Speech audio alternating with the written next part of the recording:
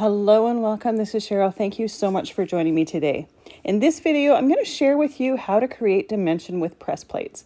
Spellbinders has sent me some better press plates. I have these flower stems, which are plates as well as dies.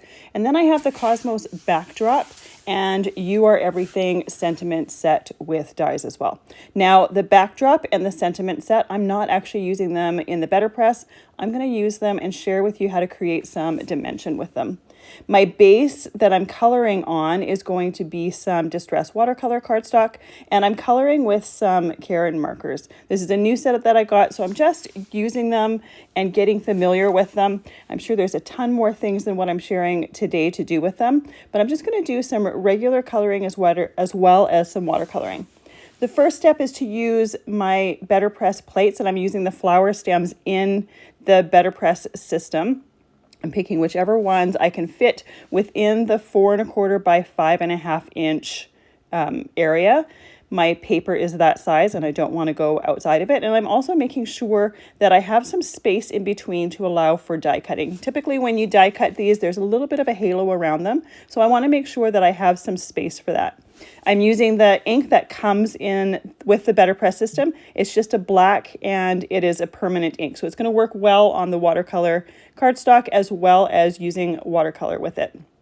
I want to make sure that those plates are inked very well, and then I'm putting them through my Platinum 6 machine. You need to use it with a die cutting machine in order to get that pressure to press that image in and to transfer that ink. While I have them on my system, I'm just going to take some Ranger Archival ink cleaner and we're going to clean those plates just so that I have them all nice and clean before putting them away. Sometimes I don't do this, but it's always nice to know exactly how to clean the ink off of them. And the ink comes off, I find, a little bit easier, especially on that background of the Better Press while it's still fresh and wet. So might as well clean it off, get everything nice and clean to put away for right now. Once that is done, I'm going to take my markers, and I've just picked a bunch of colors, but I do grab a few other ones from the set. And first one, I'm going to just color directly to the paper. Now I chose watercolor paper because it can handle some moisture. So if I want to add a little bit of moisture to this, I can.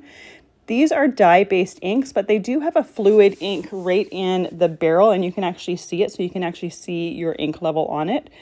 So you want to make sure not to spend a whole lot of time coloring in the same area, because if you have paper that likes to pill, it will definitely pill. And I find that dye-based markers do pill fairly quickly. A little bit more forgiveness on a cardstock that is designed for moisture and water, but you still don't want to spend too much time going back over the same area. So I have a pink here, and I also have a red. I'm using Cerise and Magenta Red. I'll try to say all of the names of the colors that I'm using, but I'll also have each of the colors listed in the description down below. So if there's something that I forget to mention, you should be able to find that information down below. Otherwise, put it in the comments and I'm happy to answer.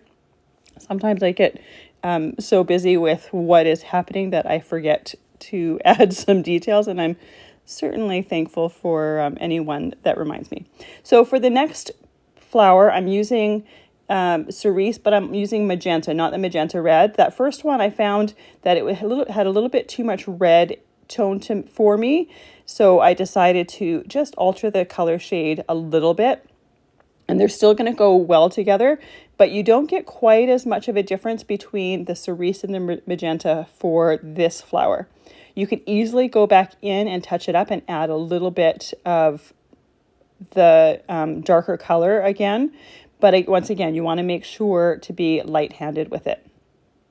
I also have the blender pen in this set, so I'm going to play around with the blender pen, but I do find when I go to work on the second set that I have a little bit more control, and I'm a little bit more familiar with using it with a water brush. So I like the result of that a little bit more. For the leaves, or for the center of the flower, I just used a warm gray, and then I used the blender pen to blend it out. And then for the leaves, I'm using Candy, which is the yellow, and Grass, which is the nice bright green color. I also have a darker green color here that I don't believe I wrote, the lush green. So I'm using a little bit of each of the colors, just trying to get familiar with the color tones on these markers and blending them together to see which colors I like together best for the greenery. The first few leaves, I just did the grass color, and then I went in and did the candy with the grass and used the blender pen to blend them out a little bit. And I like having two different colors to blend together because you get a little bit more variety and a little bit more shadows and highlights. Now these markers, as you can see, are really quite vibrant. You get a lot of color with them. And you'll notice me rubbing the blender pen on some of the scrap of the cardstock. That's just to clean it off, trying to get some of the excess color off. The tip of it did tend to stain from coloring with it, but as long as there is very little color left in the tip of the marker, you can use it with other colors. You just want to make sure to clean off some of the excess. For the third bunch of flower stems, I'm using that same one that I used for the second, which is the Cerise and the Magenta. I liked that color combination better. Not as much of a contrast, like I said, with these two as when I used it on the first one with the Magenta Red, but they're both more of a pink tone and in my opinion looked a little bit better. So for these next leaves, I'm going to use that candy in the grass again. I really liked how it looked when I used the yellow and then went in with the green and then blended it. I liked the fact that that yellow, once I blended it out, gave that edge of the leaves a little bit more of a yellow tone, and you just got a little bit more contrast to it. I'm just using the green for most of the stems plain. Here I went and I added the yellow to it, but I do go over it with the green, realizing what I had done. Once again, going over and doing the leaves here. Now these flowers could be colored with anything. I'm choosing to do it this way because I really wanted to test out these markers, but they would be absolutely stunning if you did your better press with a Memento ink and then used Popup markers to color them. They'd be absolutely gorgeous. And then you'll see with the second set, they look really beautiful with watercolor as well. And you get a little bit more contrast between the lights and dark when you go and use them with watercolor. For the second set of flowers, I decided to go something completely non-traditional. So I'm using two blues here. I've got Arctic Fox and I got Cyan. Again, you can do these flowers in whatever color you're wanting. These are, I'm pretty sure, Cosmos. They look very similar to the Cosmos backdrop flowers. I do not have a green thumb. My mom does, but I did not get that gene. So I'm just going creative with them, and they kind of reminded me of blue poppies, and I have a soft spot for non-traditional colors when it comes to flowers, so I thought it would look really, really pretty in a bright blue. But like I said, you could do them in whatever color combination you want. So for the first flower there, I just went straight to the paper with the two colors. For the second one, I'm taking the Cyan, just putting it in the center of the flower, and then I took my water brush and I brushed it out to get a really nice, very transparent look. And I really like how light it gets towards the edge of the flower. For this next one here, I'm choosing to use the Arctic Fox in the center, and I preferred this one because I really liked the nice bright center and then pulling that color out.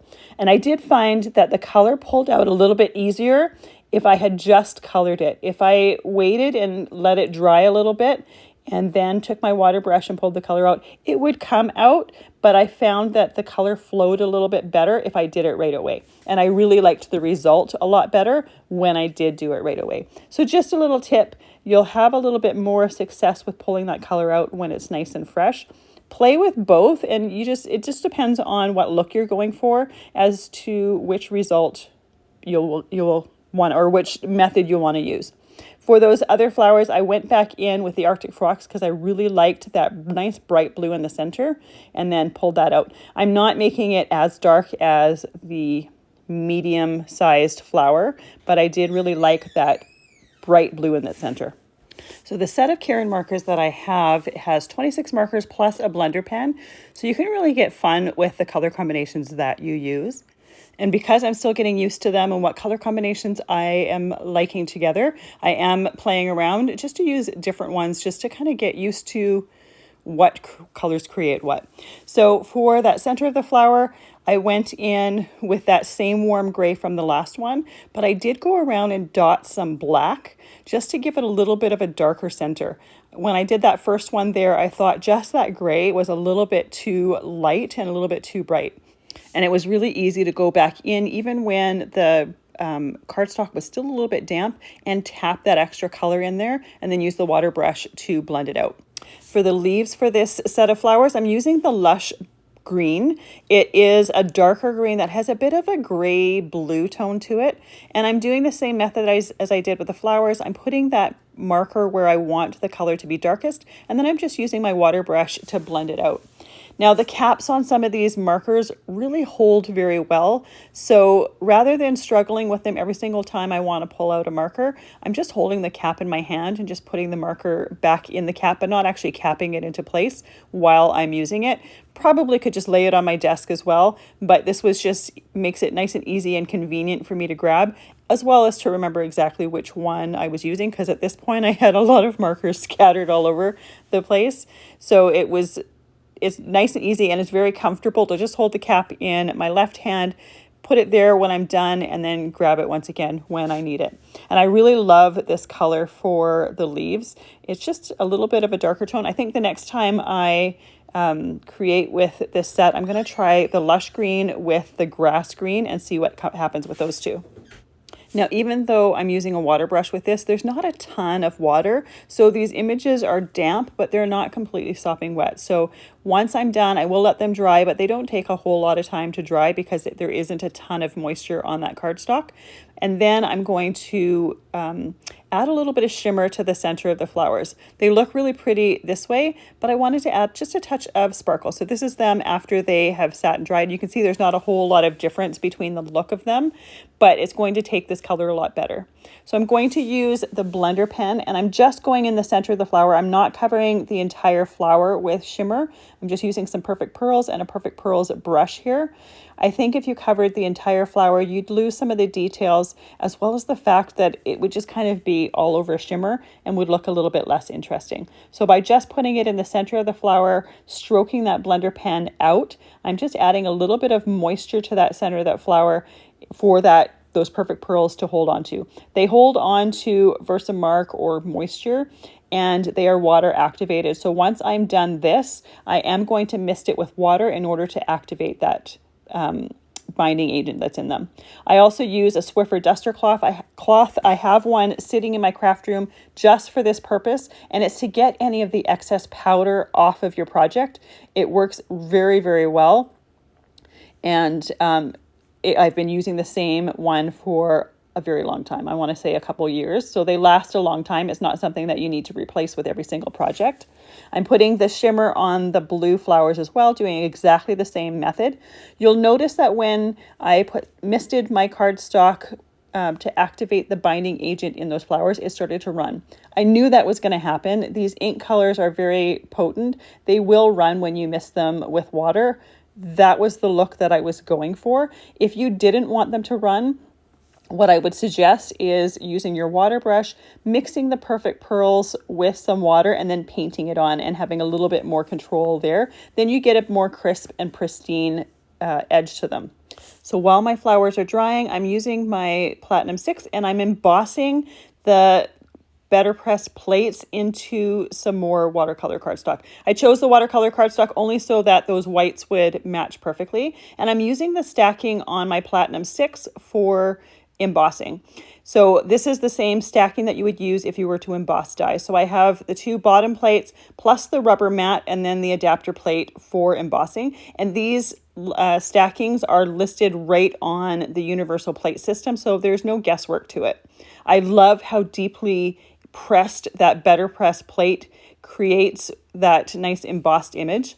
While again, I'm waiting for things to dry, I've cut my script piece and I wanted to test out to see if I wanted to add color to the background. I was pretty sure I wanted to keep it white and have those flowers pop off that page, but I also figured I had some time to play with that background. I just scribbled those markers on my surface, misted them with water, and then dipped my background in there. And it does create a really pretty background, but it's not the background I think I want for these flowers. And I'll go in, once I have them all cut out, I will test them again just to double check. But while that background is drying, I'm die cutting my pieces here. And I do die cut them in 2 steps. I can't put all of the dies on the paper here because they will go over top of each other and I'll end up ruining the dies. So I make sure they're spaced apart put them through, and then I put the other 2 dies on there and die cut those. So here's the first flower here. You can see how how pretty that halo is around it.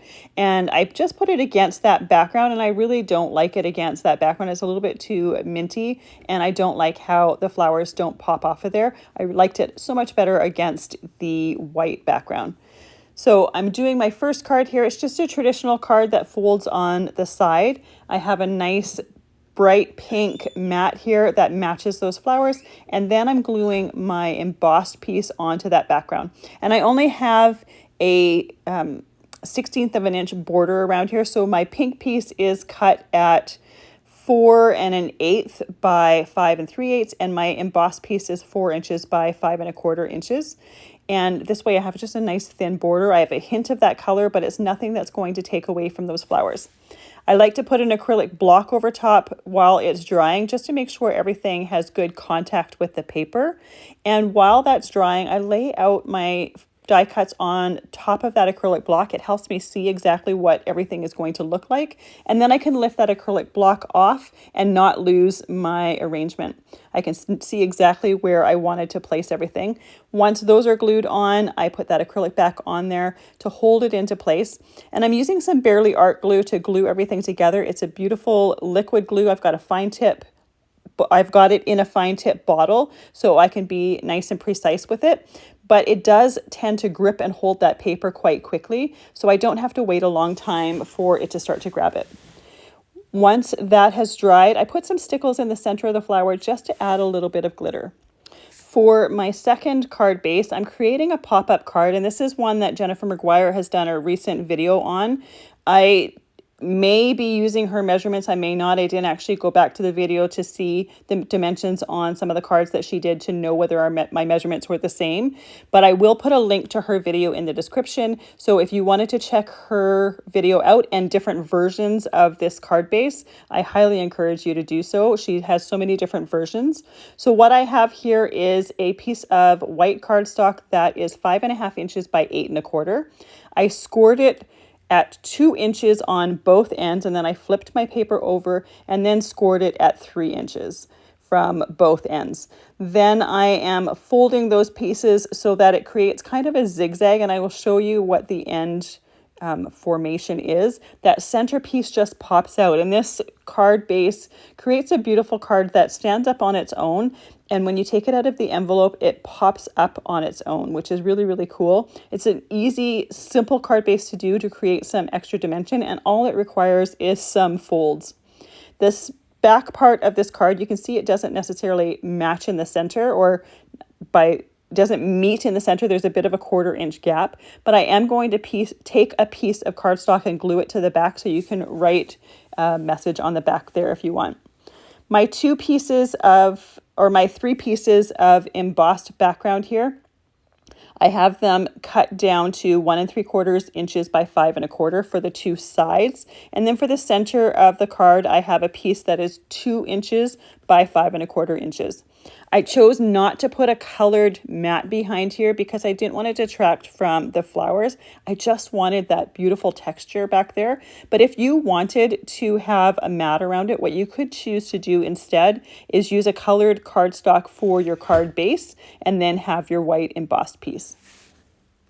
And I know I've gone over the measurements for this base fairly quickly, so I will put the measurements that I used for my pieces down in the description below as well. So if you are unsure of where I scored or what my sizes of cardstocks were for this card, you'll find that information there as well. To glue everything together, I'm using that same Barely Art glue. I love using liquid glues because you have a few seconds to shimmy things into place before that glue starts to grab, and it just gives you a little bit of extra forgiveness, and I like that. So I'm very rarely put something in the proper place the first time, so it's nice to be able to move and make sure that it's centered nicely. Then once I have everything placed properly, I'll put my acrylic block on there to hold it down in place while it dries. And the nice thing about an acrylic block is if something shifts while you put the block on there, you can easily see it and shift it over. This is the piece of cardstock that I'm using for the back of that card. It's just cut to 4 inches by 5 1/4, so a 1/4 inch smaller than a 4 1/4 by 5 1/2 inch card base. And this card, when it's folded flat, is 4 1/4 by 5 1/2 inches, so it goes easily into a regular sized envelope. But you can see when I had it propped up on the side that it pops up really nice and easily and quickly. I'm using the same arrangement that I did for the other card. But I'm gluing everything just to the center of this card. You could also do extra die cuts and have some glued to the side pieces as well, but I wanted everything for this particular version to be just on the center of the card. Now, I did not pay attention when I was putting glue on there, and I put some glue underneath the flowers that are hanging over. I took my finger and just wiped that excess of the glue off, but it's popped up enough that even when I do this, it's not making contact with the side pieces of the card, so I don't have to worry about it gluing down. Then I took my sentiment and I glued it down. Now, this sentiment is one that I created in my last video, so I'll put a link to that at the end. I'm sharing a bunch of different ways to use the Cosmos background as well as the sentiments in your Better Press, just different ways that you can use Better Press plates. So if you want some inspiration for how to use Better Press plates with different techniques, that's a great one to watch there, and I'll link it at the end of this video. Here are the finished cards. I put stickles in the center of this flower card as well. I like the sparkle it gives to it, and I love how this center of that flower or that card just pops up, and it's a really cute one to display. There's so much texture and dimension in those embossed press plate backgrounds. I highly suggest you try it. It's a great way to add that texture and dimension and not necessarily add a whole bunch of color. Thank you so much for joining me here today. I really appreciate you being here. I hope you have a fantastic day.